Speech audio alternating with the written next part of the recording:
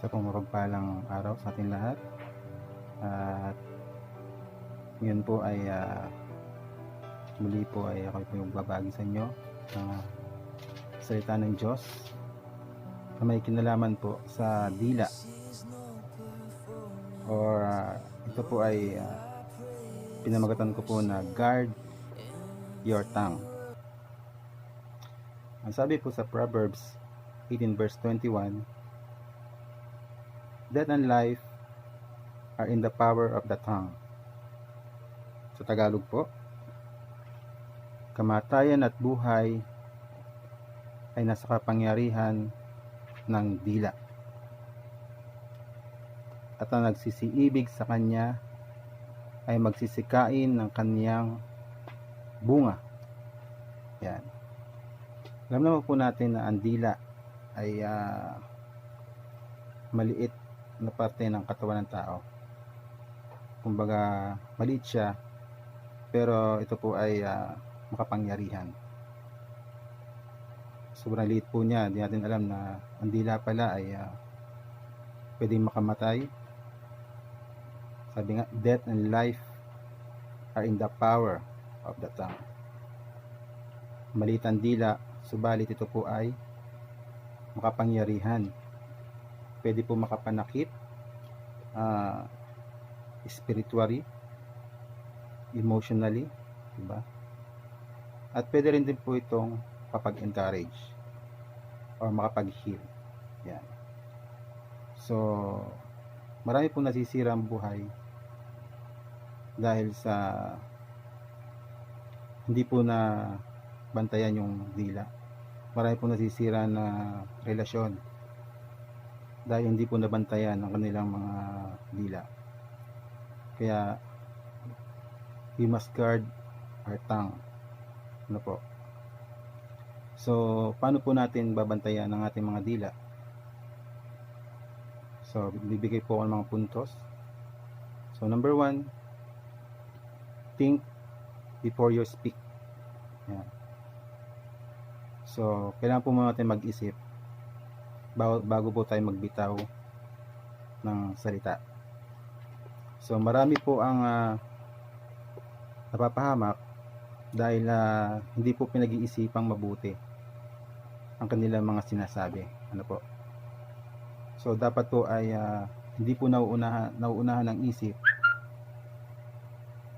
hindi po nauunahan ng dila ang ating mga isip, di ba?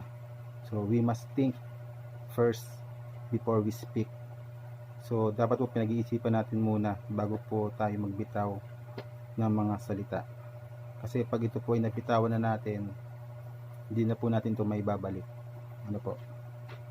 Kung ano yung nasabi natin, yun na yun, di ba? So, dapat po ay hindi maunahan ng dila ang ating isip, di ba? So, bilang isang Kristiyano, so bago tayo magsalita, dapat iniisip po natin na mabuti kung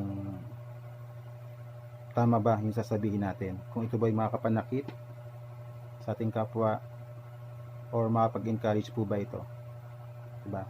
So, we must think before we speak, di ba? So, meron pong 4 na panuntunan. So, nakita ko po ito sa ni-research ko po, at ito po yung nakikita natin sa mga Rotary Club. Diba? May nakapaskil po doon na sinasabi na the 4-way test. So, bago po tayo magsalita, kailangan salain po muna natin. Diba? Yung sasabihin natin bago tayo magsalita. Napakahalaga po ano. Kasi nga, sabi po, na ang dila ay maliit pero makapangyarihan ito, di ba? So, pwede ito makapanakit at pwede ring makapag-encourage, di ba? So, sabi nga, death and life are in the power of the tongue. Yan. So, the tongue is powerful. Yan nga po. So, there are 4-way tests, 4 na panuntunan dapat po nating ay tandaan. So, bago tayo magbitaw ng mga salita. Ang number 1 po ay, is it the truth? Yan. O sa Tagalog, ito po ba ay makatotohanan? Yun po ba ating bibitawang salita, makatotohanan po ba ito? Or gawa-gawa lamang, di ba? Ito po ba ay naayon sa salita ng Diyos yung sasabihin natin o hindi, di ba? Totoo ba ito? Di ba? So, bago po tayo magbitaw ng salita, so we must know the truth. Tunay po ba ito? Totoo po ba ito? Ano po? Makatotohanan po ba ito? Yun. So, yun po number 1. Yun po yung unang test. Yung pagsala po natin sa mga sasabihin natin, di ba? Tayo po ay binigyan ng Diyos ng isip para mag-isip muna, di ba? So, kailangan nga daw po ang sabi ay hindi nauunahan ng dila ang ating mga isip, di ba? So, yun. Yun po number 1, is it the truth? And then number 2, is it fair to all concerned? So, ito po ba ay, sa Tagalog, ito po ba ay makatarungan sa lahat? Diba? So, kung ito po ay hindi makatarungan sa lahat, yung bibitawan nating salita, eh, huwag na po tayo magsalita. Ano? So, kailangan po ay makatarungan ito sa lahat. Ano? So, yun po yung number 2. At number 3, will it build goodwill and better friendships? Yan. Sa Tagalog po, ito po ba ay makapagdulot ng maayos o magandang pagkaibigan? So, kung hindi naman po ito makapagdulot ng maganda at mabuting pagkaibigan, sabi, goodwill and better friendship, sabi po, ang ibig sabihin ng goodwill ay yung pagiging mabuting kalooban o mabuting pagsasama-sama, yan. So, kung ito po yung makakasira sa friendships po, so it's better to tahimik na lang po tayo, ano. So, maging wise po tayo, no. So, kailangan po hindi po ito nakapagdulot ng masama sa pagkaibigan, di ba? So, dapat ay maayos, mabuti itong may dudulot sa ating pagkakaibigan. Ano po? And then number 4, will it be beneficial to all concerned? Ibig sabihin po, ito po ba ay kapakipakinabang ba ito sa lahat? Kung ito naman po ay hindi kapakipakinabang, it's better po na huwag na po natin sabihin, ano po.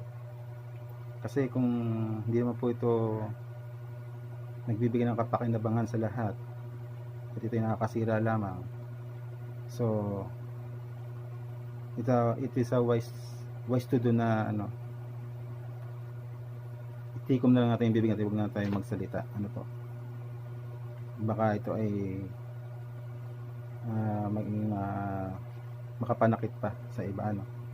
So, yun po yung 4-way test. And then, sabi doon, number 1, it is the truth. Ito ba ay makatarungan? Ito ba ay totoo o makatotohanan? Is fair to all concerned. Number 2, ito ba ay makatarungan sa lahat? Makatarungan po ba yung mga sasabihin natin? Number 3, will it build goodwill and better friendship? Yan.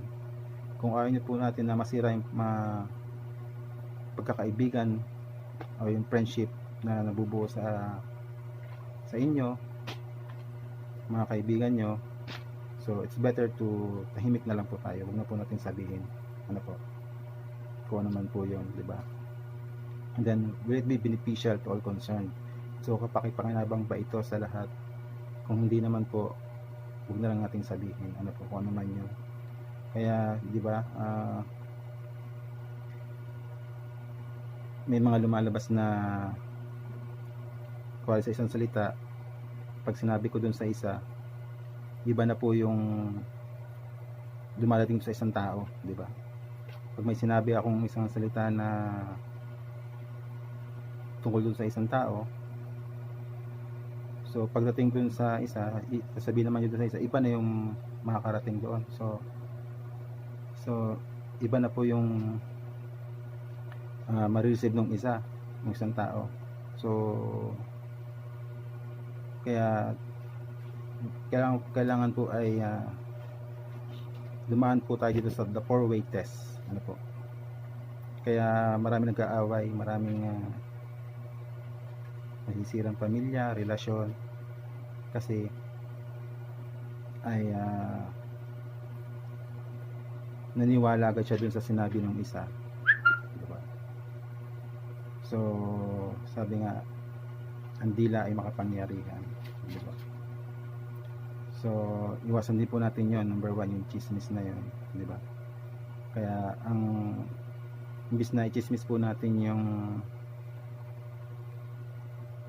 kapitbahay natin, mas maganda ay i-chismis na lang natin si Lord, si Jesus Christ sa kapitbahay natin. Yun po mas maganda. Share the word of God. Ano po? So yun po. So number 2,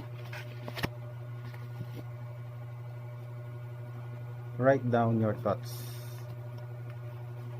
Yan. Write down your thoughts. Kung ano may nasa isip mo, sulat mo doon po. Sulat mo doon kung ano yung mga hinanakit mo, ano man yung mga gusto mong sabihin, kung nagagalit ka sa isang tao. Huwag po sa social media. Makapansin po natin ngayon sa social media, marami na nag-aaway-away dahil sa social media, ano. So doon po nila, kumbaga naging ano nila yun, doon nila nilalabas yung mga sama ng loob nila. Ay social media yung marami nakakita, di ba? So wag po natin daanin doon sa social media, di ba? Kaya nga, think before we click. Think before we click, di ba? So isipin po natin yung ipopost natin sa social media, ano. So wag po tayong basta-basta magpo-post sa social media na kung sa tingin po natin ay makakasira sa iba, lalo na po sa atin, di ba? Kasi kung naglagay po tayo dyan sa social media ng mga paninira o kaya ay mga kung ano-ano dyan, hindi lang po sila yung nasaktan natin, kundi yung sarili din po natin, tayo po yung napapasama, di ba? So imbis na may post natin dyan ay mga paninira, mga hinanakit, ba't hindi tayo mag-post ng mga word of God, ng mga Bible verses, o kaya yung mga nakaka-uplift ng soul, mga music, Christian songs. So yun po, at saka mga katatawanan na wholesome, yun po. So kailangan pangalagaan din po natin yung sarili natin, kasi tayo din po yung babalik din po sa atin yan, di ba? Pag tayo ay nag-post sa social media ng mga hindi ka nais ng mga salita, di ba? Ng mga post, di ba?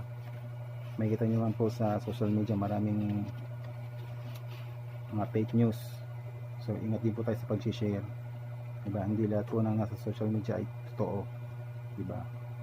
So kailangan po ay mag-isip din po tayo agad, wag po basta-basta mag-share ng share, diba? Sabi nga po, think before you click. Think before you click. Yan. So alam na po natin ngayon na may batas po dyan sa cyber. Yan. So mag-iingat din po tayo sa pagpo-post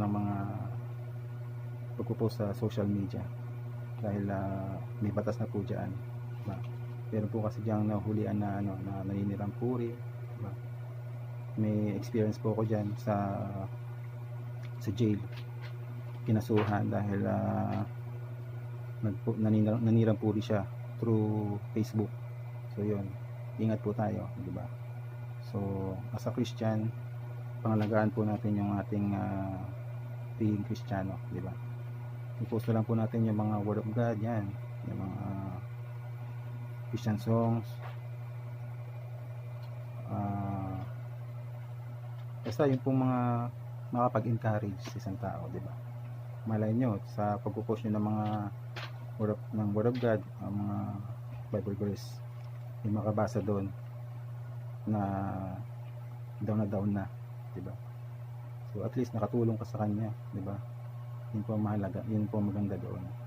So yun po number 2, we should write down your thoughts, not on social media, di ba? So yun po number 2. And then number 3, talk to God before you talk to others. Yan.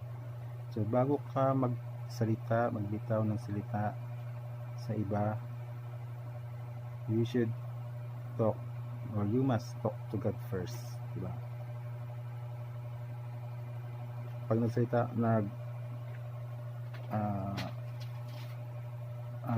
kapag ikaw ay kinausap mo ang Panginoon before others, i-guide ka niya kung anong dapat mong sabihin, di ba? Sabi nga, God has the power to change hearts and minds. Yan. Yun, so kailangan ay bago tayo magkitaon salita sa iba, we should talk to God first, or manalangin tayo, Lord, tama ba itong sasabihin ko? Makapanakit ba ito? Tama ba itong na i-chismis ko sa ganito? Makakasakit ba ako o makaka-encourage ba ako? So yun, so isipin po natin yon na we should talk to God first before you talk to others. Yan. Sabi nga, kung gusto mong mabago ang iyong pananalita, hingi ng gabay at tulong ng Panginoon. Yan. Walang ibang makakatulong po sa atin kundi ang Diyos lamang na mabago kung tayo po ay gusto magpabago sa Panginoon, di ba? So kung dati ay kung ikaw ay lumalabas sa bibig natin ay mga mura, mga hinanakit, mga paninira, so it is time to talk to God, mabaguhin niya, gabay niya tayo, tulungan niya tayo. Wala namang imposible sa Diyos, di ba? At bilang isang Kristiyano, so dapat ay hindi na po nakikita sa atin yung mga ganun, yung mga paninira, mga chismis, di ba? Dahil Christian na tayo, binago na tayo ng Panginoon, di ba? So dapat lumalabas sa bibig natin ay mga encouragement. So yun po, mga positive things, ano po.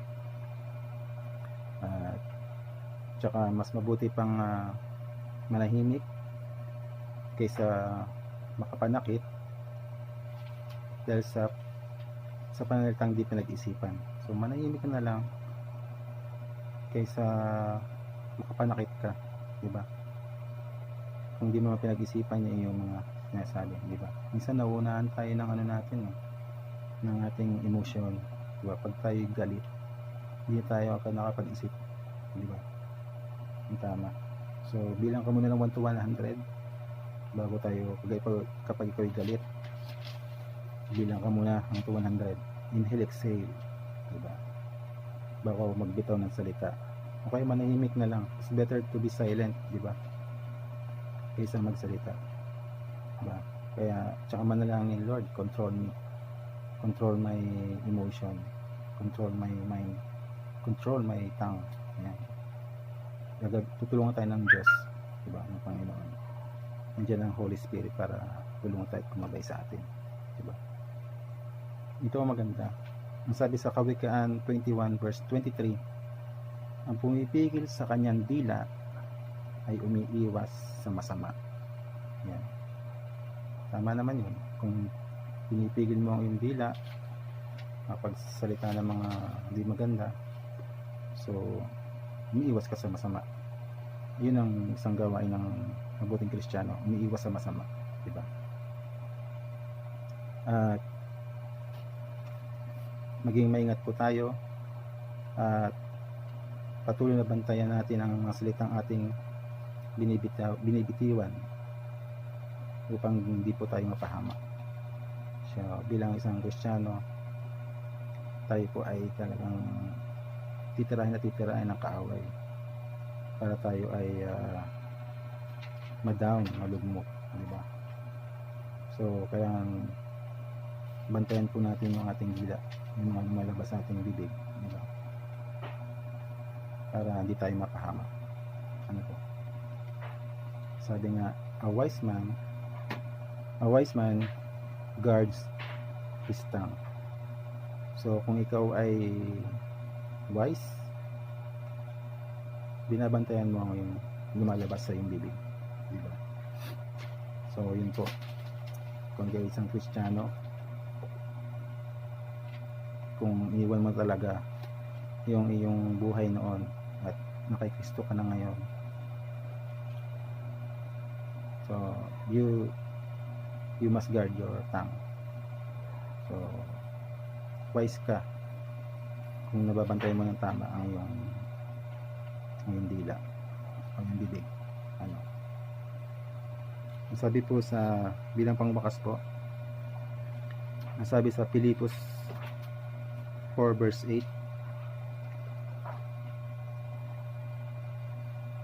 Pilipos 4 verse 8, sa wakas mga kapatid, dapat maging laman ng inyong isip ang mga bagay na karapat-dapat at kapuri-puri, mga bagay na totoo,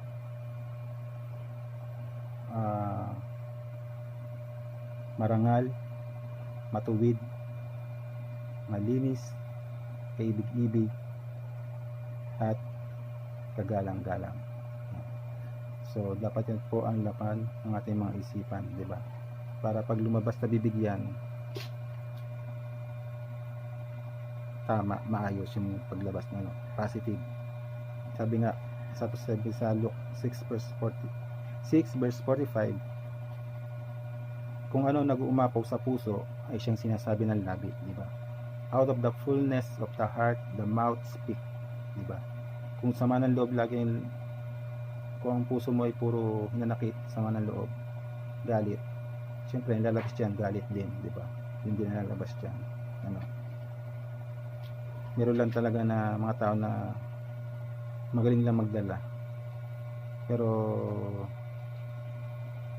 sa kalaunan ay hindi rin tatagal ay nagano din, nagmamanifest din, lumalabas din, di ba? So walang itatago sa Diyos, di ba? So yun po. So bilang isang Kristiyano, tayo po ay hindi exempted sa mga ginagawa ng kaaway.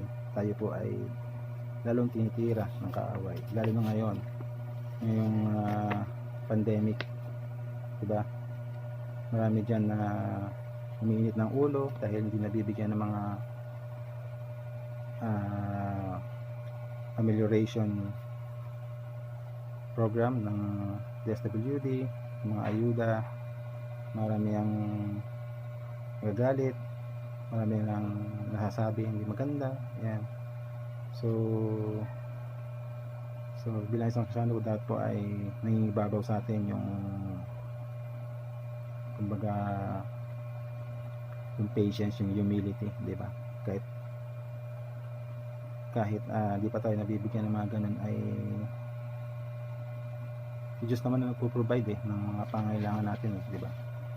So manalangin lang tayo at ang Diyos magbibigay sa atin ng mga pangailangan natin, di ba? So tiis lang tayo at God is our provider, di ba? So iwas-iwas po tayo sa mga, lalo na sa social media nga po, na marami na nag-aaway, marami ang nag-aaway-away na dahil sa yan sa amelioration program na yan kay Duterte. Maraming sinasabing hindi maganda sa ating Pangulo, imbis na ipag-pray ay sinisiraan pa. Yan. So delikado po yun na kapag ating sinisiraan or atin pong sinisiraan ng ating leader, ay sinong kalaban natin? Siyempre ang Diyos, di ba? So ang Diyos po ang ang pumili. So pag nilaban natin ang leader natin, kung sino man leader na namumuna sa atin, parang kinalaban natin din ang Diyos, di ba? So matakot po tayo sa Diyos. Pag-pray po natin yung mga leaders natin sa mga panahon na ito ng pandemic. Pag-pray din po natin na mawala na itong coronavirus na ito. Po? Dahil God is in control pa rin sa mga oras na ito, sa mga panahon na ito. So may sabi nga, in every bad situation, may magandang nangyayari. Po? At makikita po natin na ang mga tao ay talaga lumalapit sa Panginoon. Maging ating Pangulo na si Duterte ay dahil minsan hindi na nga rin niya alam ang gagawin niya. Sabi nga niya ay mayroong isang Diyos na natutulong. So yun po, at naniniwala siya sa Diyos. Yun. So yun po, sa araw na ito nawa ay na-remind po tayo, kahit ako po ay na-remind din dahil may time na nakapagbitaw ako ng salita na hindi maganda. Minsan ay sa mga sinabi ko yun na parang ako na tawag doon, na-realize ko na mali pala yung sinabi ko. Parang sabi ko sa sarili ko, sana di ko sinabi yon. Wala, nandun na, nangyari na yun, nasabi mo na yon. So mas maganda na matuto tayo sa kamalian natin. So mag-ingat din po tayo sa mga salita na bibitawan natin, lang sa mga anak natin, sa kapamilya natin, di ba? So sa mga anak natin, dapat ay sabihin natin sila ng mga positive. Pagpapagalitan natin sila ay kasamang pagmamahal. Kung sabihin natin na kung siya ay halimbawa ay sabihin natin mga negative, kuwari ay pangit ka. Kasi pag sinabi po natin yan sa mga anak natin, syempre maaaring dibdibin niya yun, dali niya yun sa paglaki niya, diba? Magkaroon siya sa puso niya ng self-esteem o pagbabasting na sa sarili niya. So huwag po natin gawin yun sa mga anak natin. Dapat po ay yung nakaka-uplift sa kanila, nakaka-encourage sa kanya. Kung siya ay tamad mag-aral, o po sabihin natin siya ay tamad, yan. Kumbaga ibahin po natin yung salita natin sa kanila. Nasa ano po natin yun, diskarte natin kung paano natin sila sasabihan nang hindi sila masasaktan. Po, diba? Kung masasaktan man sila ay dapat ay sundan po agad natin ng encouragement na may kasamang pagmamahal. Tsaka may nangyari na po dyan na napakinggan ko lang na sabi ay magpakamatay ka na, mamatay ka na. Yun, kinabukasan nagpakamatay. So sabi nga, death and life are in the power of the tongue. Kaya mag-iingat po tayo sa mga binibitawan nating salita, diba? Sabi nga, ang dila ay maliit, ngunit ito'y makapangyarihan. So, sobrang liit niya. Kita nyo, maraming winawasak na pamilya. Kahit ang buong mundo, buong Pilipinas ay winawasak ng dila na yan, diba? Ang dila na ito. Kaya paano natin kukontrolin yan? Paano po natin makakontrol? Through the word of God, diba? Paano natin mapiprevent ang mga ganyan? Through the word of God. Yan. Dahil ang tunay na totoo lang ay ang salita ng Diyos, wala nang iba, diba? Lagi po tayong sa salita ng Diyos mag-focus, huwag po dun sa sinasabi ng tao. di ba? Yun po, nawa ay sa araw na ito ay tayo po ay na-remind kung paano po natin babantayan ang ating dila, ang ating mga tongue, guard your tongue. So yun po, muli po, maraming salamat po, nawa ay na-bless po kayo at nabigyan ng another na kaalaman sa araw na ito. God bless ko at nawa ay stay at home, stay healthy, and stay connected to God. Amen po. Salamat po.